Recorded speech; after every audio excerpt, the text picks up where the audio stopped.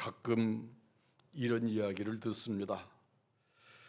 우연히 병원에 검진 받으러 갔는데 그 검진에서 뭐가 좀 이상하다, 다른 병원에 가서 또는 큰 병원에 가서 아니면 다시 한번 검진해 보자.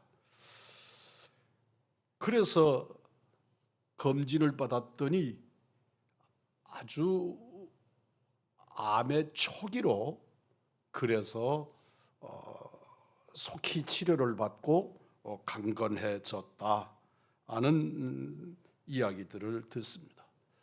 저희 지역사회에도 한 목사님께서 매년 그렇게 우리 미션 병원에서 정기 검진을 받다가 조기암이 발견이 돼서 수술을 받고 아주 강건한, 그래서 늘 그 병원을 생각하면 그분은 무사람들에게 병원 전도사가 되어 있는 그런 목사님을 가까이서 뵙고 있습니다.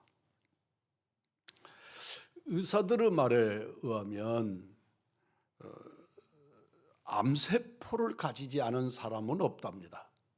이 땅에 있는 모든 사람이 암세포를 가지고 있는데 그것이 암으로 드러나느냐 안 드러나느냐 하는 것은 여러 가지 원인에 의해서 결정이 된다고 합니다. 가능한 한 빨리 그리고 지속적으로 진단받아서 큰 병들이 생기지 않도록, 큰 병들이 발견되지 않도록, 또 암이나 그 무서운 것들이 발견이 되어도 아주 조기에 발견이 돼서 치료받고 강건하실 수 있는 은혜를 누리시기를 주의 이름으로 축복합니다. 본문에서 주님은 우리에게 포도나무 비유를 하시면서 영적인 점검, 영적인 검진의 필요성을 우리에게 강조하고 계십니다. 2절입니다. 물은 내게 있어 과실을 맺지 아니하는 가지는 아버지께서 이를 제해 버리시고, 과실을 맺지 않는 가지, 열매 맺는 다른 가지의 영양분을 오히려 뺏어 먹는 잔가지들을 의미합니다. 포도나무는 아주 단단한 그런 나무가 아니고 넝쿨이기 때문에 해마다 많은 잔가지들이 돋아납니다. 그 가지가 적당해야지 너무 많으면 영양분을 분산시키기 때문에 농부들은 봄이 되면 부지런히 가지를 절제합니다. 이것을 오늘 말씀은 제해버린다고 표현하고 계십니다. 이사야 18장 5절입니다. 추수하기 전에 꽃이 떨어지고 포도가 맺혀 익어갈 때에 내가 낫으로 그 연한 가지를 베며 퍼진 가지를 찍어버려서, 역시 이 말씀에서도 퍼진 가지란 열매에 도움이 되지 않은 잡다한 잔가지를 의미하는 것입니다. 이 잔가지들을 쳐주어야 좋은 열매, 많은 열매를 맺습니다.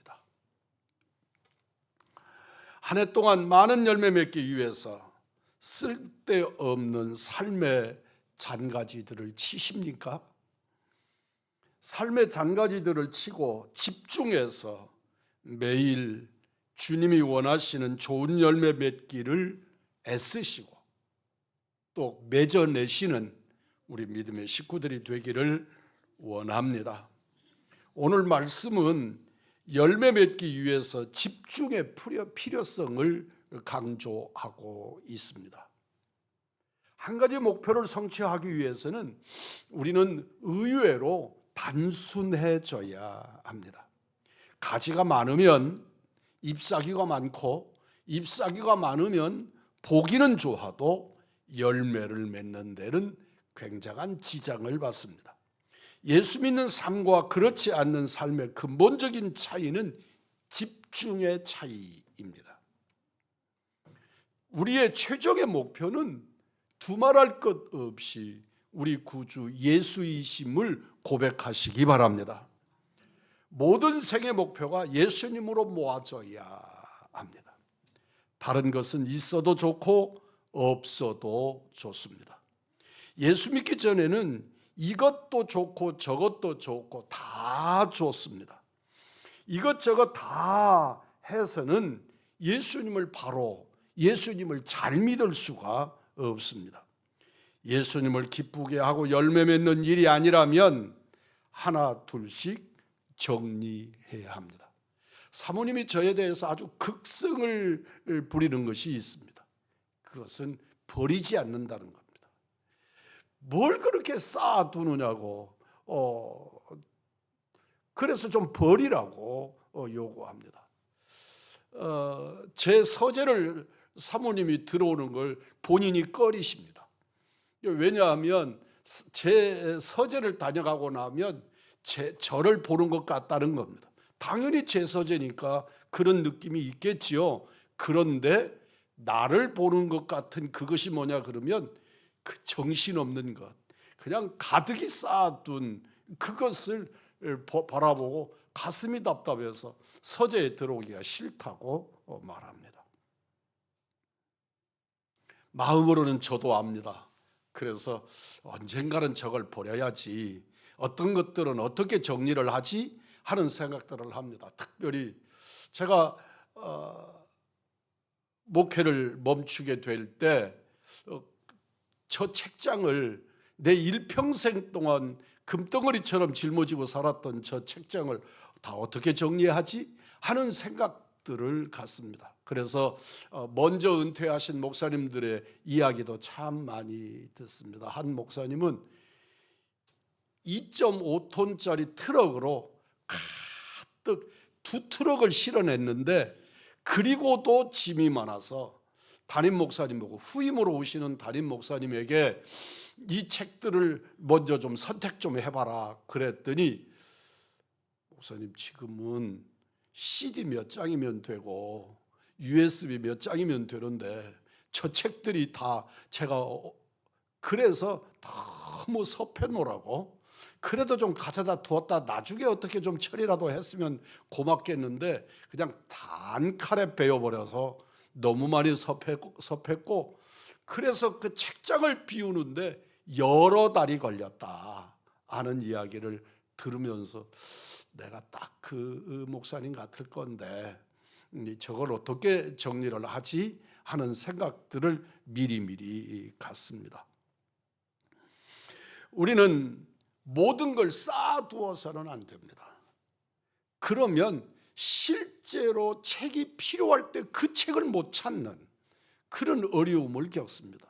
그래도 버리려고 보면 이래서 못 버리고 저래서 못 버리고 버릴 수가 없는 겁니다. 사랑하는 성도 여러분, 하나씩 둘씩 정리해 가야만 합니다. 현실적으로 정리하지 않으면 안 되는 때가 도달하기 때문입니다. 5절입니다. 나는 포도나무여 너희는 가지니 저가 내 안에 내가 저 안에 있으면 이 사람은 과실을 많이 맺나니 나를 떠나서는 너희가 아무것도 할 수 없다. 나를 떠나서는 너희가 아무것도 할 수 없다고 하십니다. 예수님이 신앙의 중심이고 핵심인 것을 믿으면 아멘합시다. 예수님 외에는 있어도 좋고 없어도 괜찮은 것들입니다. 어떤 것 무엇이든 신앙의 중심인 예수님 안에서만 필요합니다. 예수님을 모시는데 불필요하면 과감하게 버릴 수 있는 우리 믿음의 사람들이기를 소망합니다. 기도의 사람으로 유명한 영국의 줄리아는 십자군 전쟁, 백년 전쟁, 패스트 등으로 무너진 세상을 위해서 평생토록 안나처럼 교회 안에서 기도하며 일생을 살았습니다. 기도하던 어느 날 십자가에 달린 예수님이 줄리안에게 나타나셔서 물으십니다. 너는 나로 만족하는가? 줄리안이 머뭇거리면서 바로 대답하지 못했습니다. 예수님이 또 물으셨습니다. 너는 나로 만족하는가? 이때 줄리안이 엎드려서 주님, 주님 한 분만으로 만족합니다. 줄리안이 엎드려서 주님 한 분만으로 만족합니다. 그리고 쓴 글이 있습니다. 그 제목이 당신으로 족합니다입니다. 당신의 선함을 따라 당신 자신을 저에게 주소서. 저에게는 당신만 있으면 충분합니다. 당신이 아닌 다른 것을 값지다 생각하고 구하는 것은 옳지 않습니다. 만일 제가 당신 아닌 다른 어떤 것을 구한다면 저는 늘 목이 마를 것입니다. 오직 당신 안에 있을 때 저는 모든 것을 가지고 있습니다. 예수 믿는다는 것은 예수님을 중심으로 모든 것을 주님 아래 정돈시키는 것입니다. 지금까지 예수님과 나란히 두었던 것들을 예수님 밑으로 복종시키시기를 바랍니다. 예수님을 중심에 모시고 모든 것은 주님 밑으로 통일시키는 것입니다. 사람을 행복하게 하는 데는 사실 많은 것이 필요하지 않습니다. 단순합니다. 신앙생활도 마찬가지입니다. 모든 것을 예수님의 눈으로 창구를 단순화시키면 행복해집니다. 단순하면 문제가 풀리고 마음도 행복해집니다. 칭의란 예수님을 믿을 때 하나님이 나를 의롭다고 여겨주시는 것입니다. 내가 의로운 사람이라는 말이 아니고 내가 의인이라는 말이 아니라 주께서 나로 하여금 의롭다고 여겨주시는 것, 예수님이 나를 의로운 사람으로 인정해 주시는 것입니다. 이것을 우리는 우리말로 표현하면 구원받았다 그렇게 말합니다.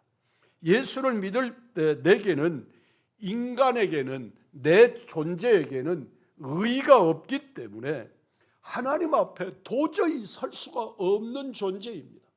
그래서 우리는 죄인이지만 그저 부분적으로 죄인이 아니라 완전한 죄인입니다. 나는 온전한 그 어떤 의도 존재하지 않습니다. 그래서 예수님이 당신의 의의로 나를 옷 입혀 주시는 것입니다. 나를 의롭다고 칭해 주시는 것입니다. 이것을 신학적으로 의의 전가라고 말합니다. 내 의의가 아니라 주님의 의의입니다. 그 주님의 의의로 나를 덧씌워 주시는 것입니다. 그리고 이제부터 나를 바라볼 때 예수님의 스펙트럼을 통해서 나를 보시는 것입니다. 그러니까 주님이 예수님을 빼버리고 나를 바라보면 쇳덩어리입니다. 그런데 가운데 예수님이 계시고 예수님을 통해서 나를 보면 예수님의 의로 인하여 내가 의롭다고 여겨지는 것입니다. 그것을 칭의라, 신학적인 용어로 말하면 의의 전가라 표현하는 것입니다. 의가 내게서 온 것이 아니라 하나님에게로부터 왔습니다. 우리가 예수 믿을 때 예수님이 우리를 의롭다고 인정해 주시는 것, 그것이 칭의라면 칭의로 말미암아 일어나는 성화의 과정이 있습니다. 이것을 우리들이 쓰는 말로 표현하면 거룩이라고 표현합니다. 성화, 거룩해지는 과정, 거룩해짐입니다. 이것을 우리들이 쓰는 신앙적 용어로 바꾸면 거룩입니다. 그래서 거룩은 곧 성화입니다. 성화는 자라나는 것입니다. 성장해 가는 것입니다. 하루아침에 성화가 이루어지지 않습니다. 그래서 우리들은 늘 예수 믿고 예수 믿은 삶에서 주님으로 인하여 변해가는 것이지요. 자라가는 것입니다. 내 안에 예수의 거룩이 성숙해 가는 것입니다.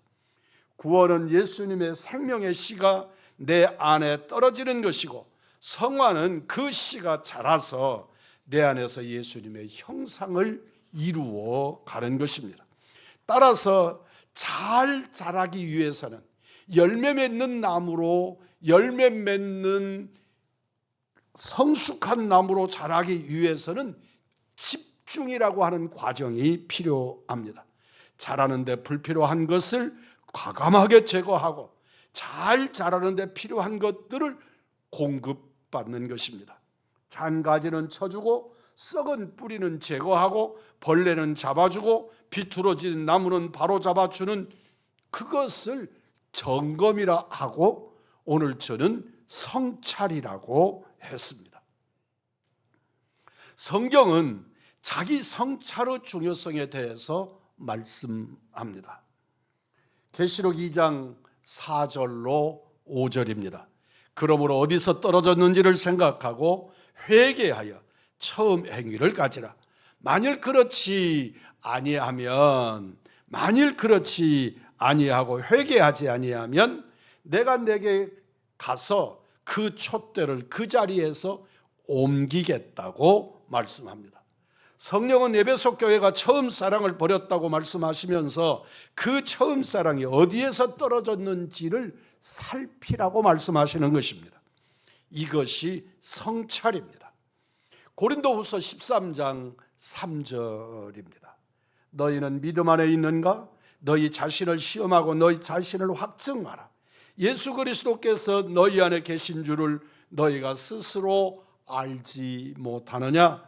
그렇지 않으면 너희가 버림받은 자니라. 자기를 돌아보아 자기를 체크하는 것이 자기 성찰입니다. 자기 성찰은 자기 약점을 아는 데서부터 출발합니다. 자기의 문제점을 인식하는 데서부터 출발하는 것입니다. 자기 성찰에서 가장 중요한 것은 내가 내 약점을 아는 것입니다. 내 문제점을 아는 것입니다. 자기 성찰에서 가장 중요한 것, 내 문제를 아는 것입니다. 내 약점을 아는 좋은 방법은 내가 평소에 자주 넘어지는 곳이 어딘가를 찾는 것입니다. 내가 어느 점에서 넘어지는가, 내가 어느 점에서 주님과 등을 대는가를 발견하는 것입니다. 약점은 자주 넘어지는 것입니다. 삼손은 사사시대에 보기 드물게 좋은 가정에서 태어났습니다. 그 부모는 믿음 좋은 사람이었습니다. 다 하나님을 잃어버렸을 때, 다 하나님을 기억하지도 못할 때 그의 가정, 그의 부모님은 믿음의 사람들이었습니다. 삼손이 태어나기 전부터 이 아이를 어떻게 기르며 이 아이를 위해 우리가 어떻게 행해야 하겠습니까? 하나님께 여쭙고 그 일을 기도하고 준비하고 새기면서 삼손이 태어나면 그 삼손을 어떻게 기를까를 하나님 앞에 구하고 지혜를 구하는 부모님들이었습니다. 그래서 삼손은 나면서부터 나실인으로서 믿음으로 자랐습니다. 하나님께서 우리들 쓰는 말로 표현하면 점지해 주셔서 그는 이 세상에 태어나면서부터 구별된 사람으로 태어난 것입니다. 믿음으로 자랐습니다. 그런데 한 가지 약점이 삼손에게 있었습니다. 삼손은 여자에 대하여 여자만 보면 자기 통제력이 안 되는 사람이었습니다. 결국 삼손은 그것 때문에 망했습니다. 삼손이 여자 때문에 망했다고 해서 모든 면에서 다 잘못된 나쁜 사람이 아닙니다. 그러나 자신의 치명적인 약점을 성찰하지 못하고 지나치게 자신을 과신함으로써 그는 결국 망하는 사람이 되어버리고 말았습니다. 가룟 유다가 다 좋은데 그에게 있어서의 약점이 있었습니다. 그것은 돈의 문제였습니다. 그는 야망이 문제였습니다. 결국 스승 예수님을 은 30에 팔아넘깁니다. 그리고 자살로 인생을 마쳤습니다. 물질에 대한 욕심이 인간적 야망이 그를 죽음으로 몰아낸 것입니다. 야곱은 인간적 야망 때문에 가족들에게 상처를 입히고 가족들 간의 대립을 유발하고 그리고 무너질 인생을 살 뻔했습니다. 결국 그는 도망쳐서 그 현장을 떠나 도망쳐서 반드시 자신을 보존하게 했습니다. 사울은 질투심 때문에 자신을 망쳤습니다. 압살롬은 미움 때문에 부자 관계를 깨뜨리고 나라를 위기에 빠뜨릴 뻔했습니다. 마가는 인내심이 부족해서 선교 현장에서 도망쳐 집으로 돌아갔습니다. 대마는 세상 유혹 때문에 믿음의 길 사도와 함께하는 바울 곁을 떠나지 않을 수 없었습니다.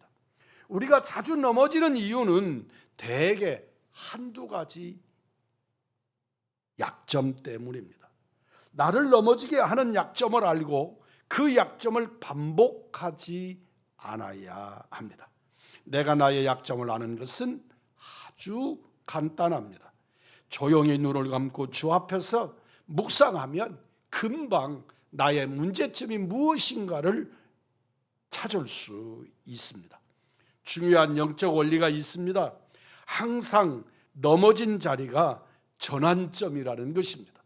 놀랍게도 내가 넘어진 그 자리가 주님을 만나는 자리라는 것입니다. 내가 넘어진 그 자리가 다시 일어설 수 있는 자리라는 것을 성경은 교훈합니다. 우리가 넘어지고 실수하는 자리를 전환점으로 삼는 사람에게 위기는 기회가 될 것입니다. 시 속에 사과나무가 있듯이 우리가 넘어지는 실수 속에 전환점이 있습니다. 베드로가 예수님을 부인했습니다. 그러나 그 죄를 인정함으로 베드로에게 그 사건은, 그 일은, 그 아픔은 전환점이 되어져서 자신을 십자가에 거꾸로 매달으면서까지도 주님을 향하여 걸어갈 수 있는 은혜의 사람, 사명자의 삶을 살아냈습니다. 가룟 유다도 같은 실수를 범했지만 그는 실수를 인정하지 않으므로 그의 실수는 인생의 종착점이 되고 말았습니다.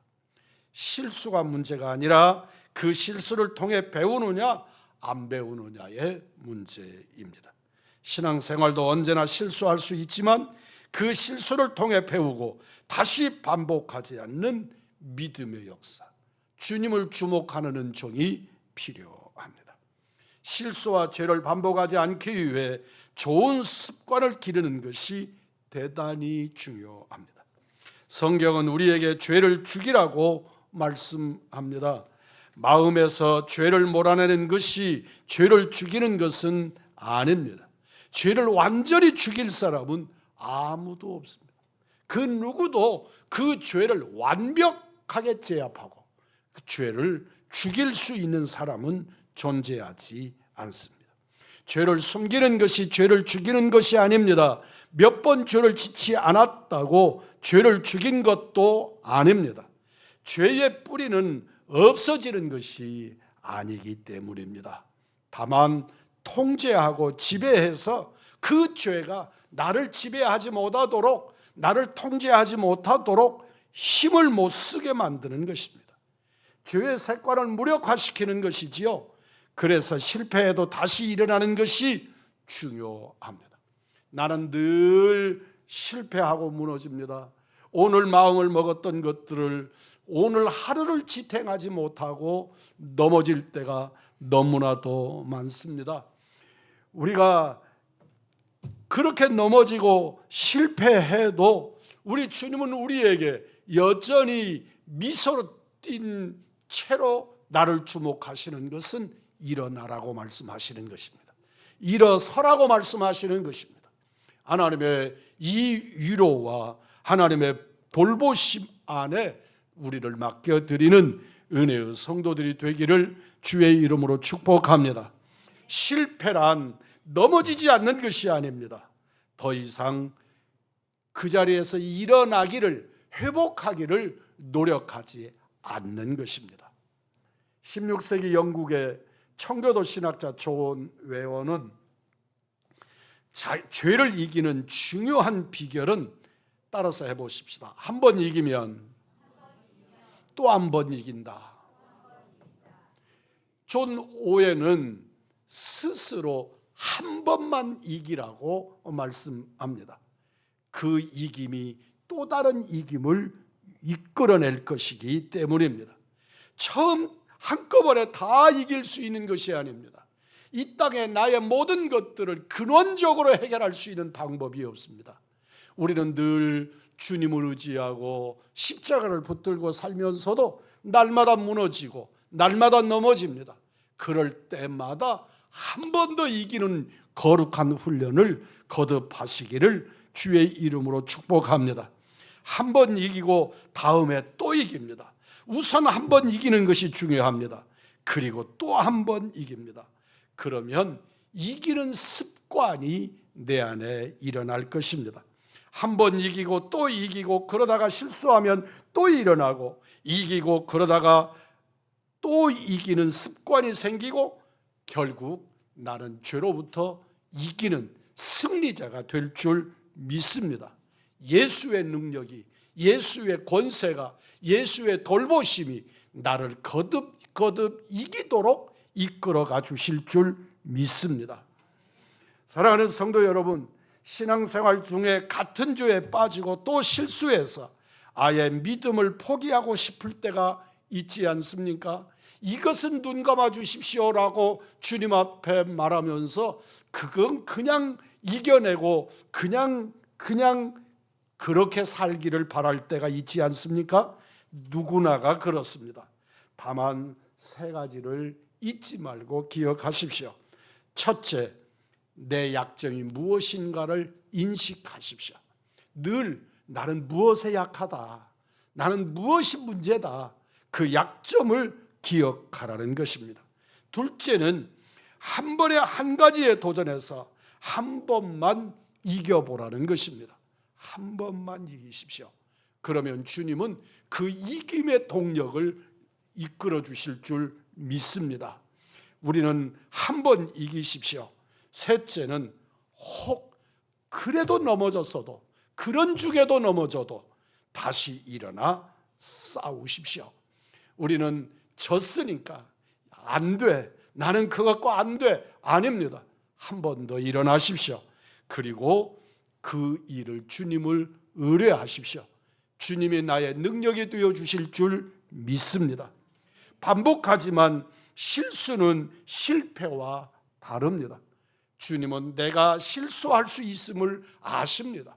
그러므로 실패하지 않도록 실수해서 넘어졌을 때 나를 다시 일으켜 피 묻은 손으로 만져주시는 분이 우리 주님이심을 믿습니다. 실수는 넘어지는 것이고 실패는 넘어져서 일어나지 않는 것입니다. 이기기를 반복하십시오.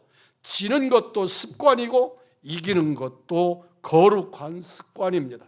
성화는 거룩한 습관이 만들어내는 믿음의 열매입니다. 진실로 자신을 성찰하시고 늘 승리하시는 예수의 사람들, 십자가의 사람들이시기를 우리 구주 예수 그리스도의 이름으로 축복합니다.